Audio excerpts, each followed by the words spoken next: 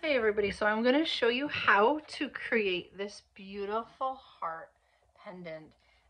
Here's another version of it here, and so they're just stunning, and how beautiful that would be for a gift hanging off of a chain.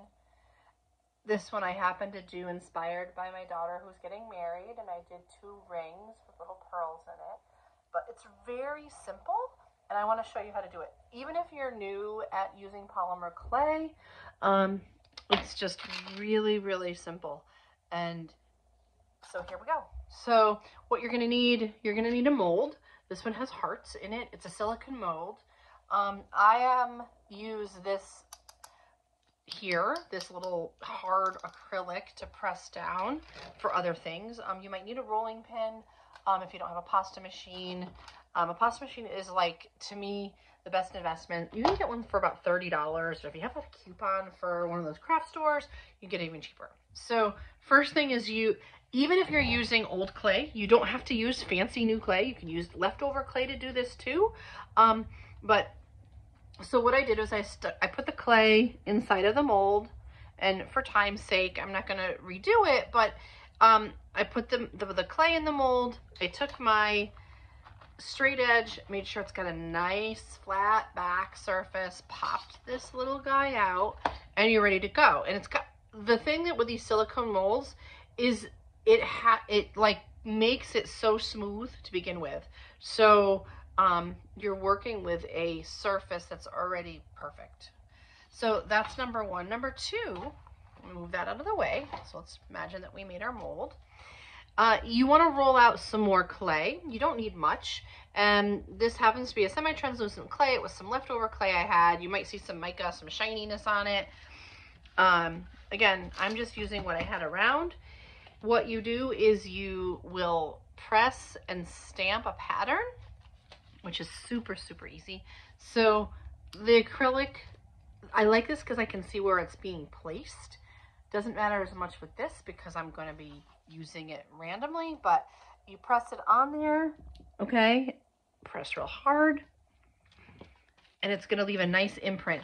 You have to have a little bit of thickness. I wouldn't do this in a 1, probably a 3 on your pasta machine, depending. Some pasta machines, like, the higher you go, the thicker they are, and some of them, the higher you go, the thinner they are. So you're just going to have to experiment, but you really want to have some sort of a way to get an impression on there, and you'll see why in a second. If you don't have any way of getting this impression to have some sort of dimension to it, with it being like I said, a 1, you can't ever pick it up.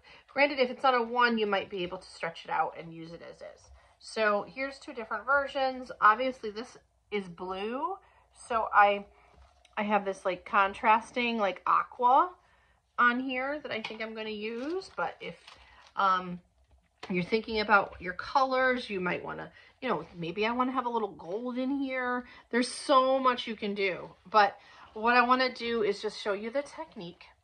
So here I have my heart, and I have my clay, my razor blade. This is not for little kids. These are real razor blades. People sometimes don't even realize that they are. They're just these really long blades. So be very, very careful. What you're going to do is go across, okay, here, and scrape off. I saw this first on Fire Mountain Gems. I'm not sponsored by them, but I believe that any artist that you see something in, you should credit them. There was a woman on there, I don't know who it was, but I saw them doing something like this. I think I also saw this on Clay Boutique. She's a great polymer clay artist too. I believe I saw it in a few different places, so I'm going to give 2 shout outs there because to me that's really important. So what happens is when you scrape it, you're going to get these lovely little designs. Okay. And then they're paper thin. So you have to be super careful. And then you can take it and place it and start to layer them on your heart for this like embossed look with some dimension. And I'm going to add a little bit more. It's very Victorian looking. I don't know if you can see that quite yet, but it's going to have like a Victorian sort of look. So now I'm going to scrape again. I'm going to try to keep my hand out of the way so you can see what I'm doing. Go really slow. You don't want it to jump up and cut you. Okay, probably get some comments about that. That my hand is in front of it. And what you do is you're just taking these little tiny paper thin, like tissue paper. I think that's why I think they call this a tissue paper knife, if I'm not mistaken. So you literally are shaving off little bits to get like these little flowers. And yeah, it's really pretty. And then if you're like, if you can't get any more flour, the greatest thing is I can roll this back out and I can re-stamp. So now I'm going to put this up here. If you can see, there's this pretty little flower right here. And I want it to kind of be steampunky and sort of, I call it like steampunk Victorian, if that makes any sense to anybody. And that's the concept. And I can keep layering in. And let me show you that pink one that I did. This one I just did at the bottom and then I feathered it up. And then this one here, same thing. I did just one side. This one here, I'm showing it like a channel effect. Of course, I have two different tones. I have a black and I have this blue right here. And, you know, when you're done with the piece, it really is beautiful. And if I wanted to, I could start going back in here and layering in a little bit more. But that's how easy. That's how I made this piece here. I will show you one more thing.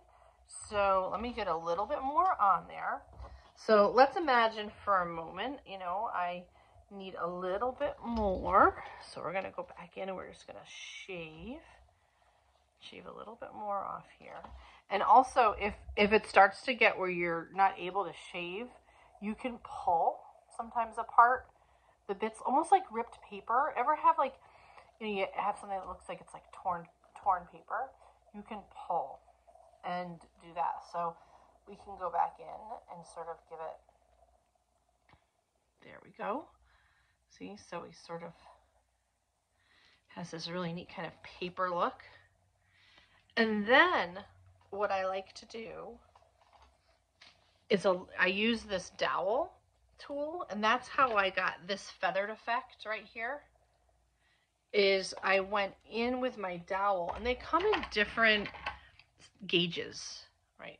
These are modeling dowels, or some people use them for dotting, to do dot art. And then you can take your